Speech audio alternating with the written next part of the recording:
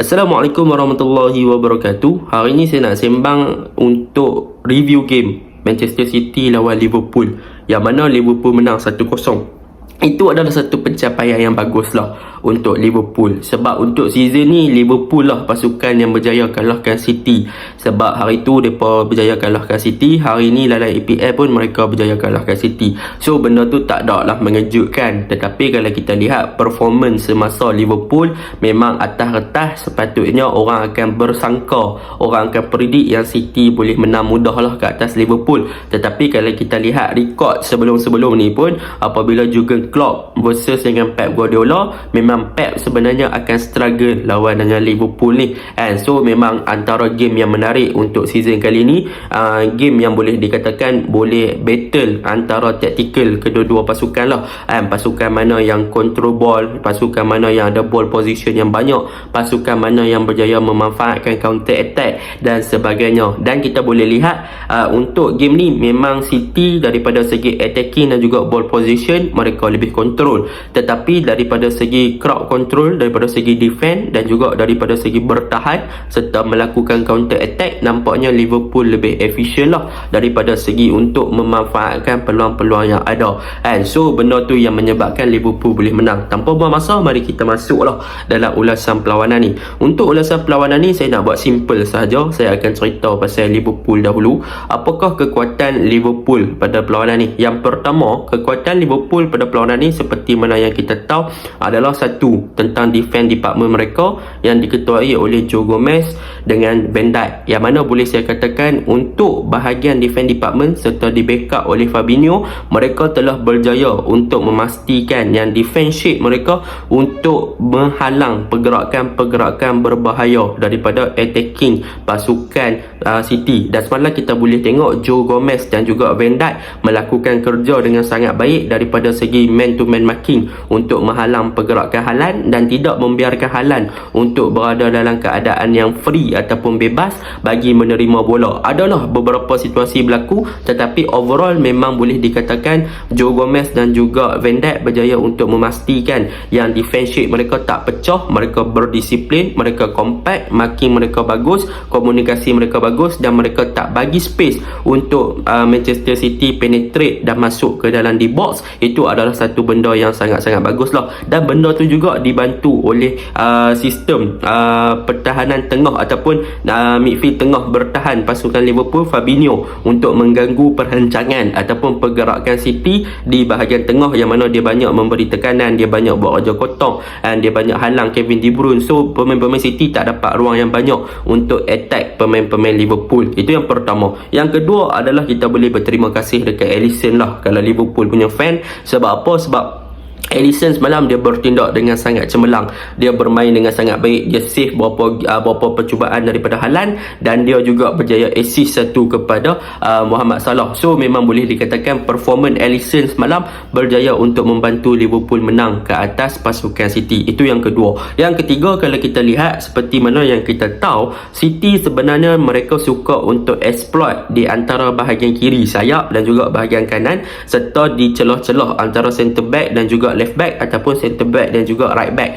Tetapi pada perlawanan semalam kita boleh lihat apabila Phil Foden tak boleh nak hidup, apabila Milner yang bermain di bahagian full back. Sebab apa Phil Foden tak boleh nak hidup apabila dia bermain di bahagian kiri menentang Milner yang bermain di bahagian kanan? Antara sebabnya adalah pada perlawanan ni Liverpool mempunyai player seperti Harvey Elliott, yang mana boleh saya katakan Elliott punya gameplay pada perlawanan ni beliau sangat-sangat bagus, yang mana kita boleh tengok beliau berjaya untuk rajin. Bukan sahaja rajin, dia mempunyai work rate yang tinggi, bahkan dia juga sangat-sangat bagus daripada segi transisi dan juga bagus daripada segi melakukan track back, yang mana banyak kali dia cover up ataupun dia memberi support kepada Milner untuk menghalang pergerakan Foden di bahagian kiri pasukan City tu, untuk memastikan yang Foden tak boleh nak buat game ataupun open game kepada bahagian wide area balik untuk penetrate masuk ke dalam di box pasukan Liverpool di bahagian kanan. So apabila Elliott ni dia rajin turun support, turun support, memang Liverpool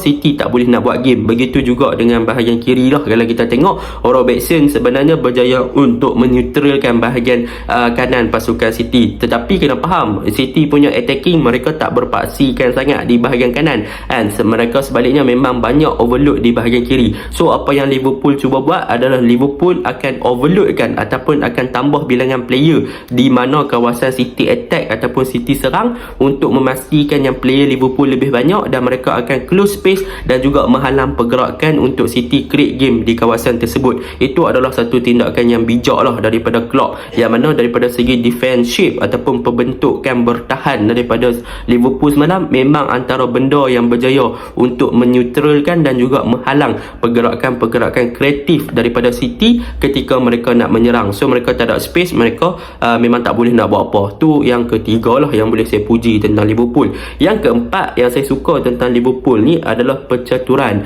daripada Klopp untuk bermain dengan counter attack. Seperti mana yang kita tahu, apabila City dia dalam keadaan ataupun dalam situasi ball control ataupun dalam situasi mereka menyerang, mereka akan bermain dengan defensive line yang tinggi. Memang macam tu, City memang punya tactical. Dan antara salah satu cara untuk beat high line ni adalah dengan bermain counter attack. Sebenarnya Salah bermain dengan sangat baik semalam. Klopp letak main counter attack dan Klopp letak Salah di hadapan untuk bermain dengan counter attack. So apabila berlaku dalam situasi counter attack, sebenarnya Salah ada dua chances. Satu chances dia tak score, dan satu yang Alisson bagi kat dia tu dia score. Jadi apa yang boleh katakan, Klopp dia sebenarnya dah baca apa yang cuba dilakukan oleh Pep, dan itu adalah salah satu cara lah main counter attack dengan hantaran di belakang pertahanan dan meletakkan Salah sebagai lone striker di hadapan untuk beat high line yang dilakukan oleh City. Itu benda yang bagus lah. Dan perubahan yang berlaku kepada Salah kalau kita lihat di second half apabila Nunes dibawa masuk adalah satu perubahan yang bagus.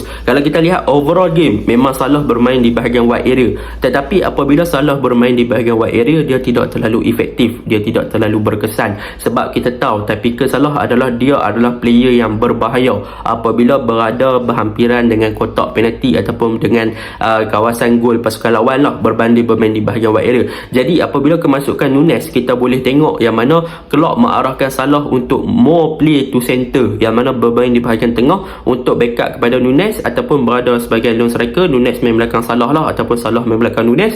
So benda tu memang sangat efektif, dan hasilnya Salah berjaya menjaringkan satu gol. Dalam situasi 1-on-1 memang kita tahu lah Salah punya situasi 1-on-1 memang berbahaya. Jadi apa yang berlaku, pertukaran yang dilakukan oleh Liverpool untuk letak Salah more to center tu adalah benda yang bagus berbanding letak dia more to wide area. Benda ni berlaku sebenarnya dalam perlawanan menentang Rangers, yang mana menentang Rangers hari tu memang Salah lebih diletakkan lebih narrow ataupun lebih ke tengah berbanding di bahagian wide area, yang mana dia berjaya menghasilkan hat-trick dalam masa yang singkat sahaja. So benda itulah yang Klopp terapkan di second half apabila kemasukan Nunes.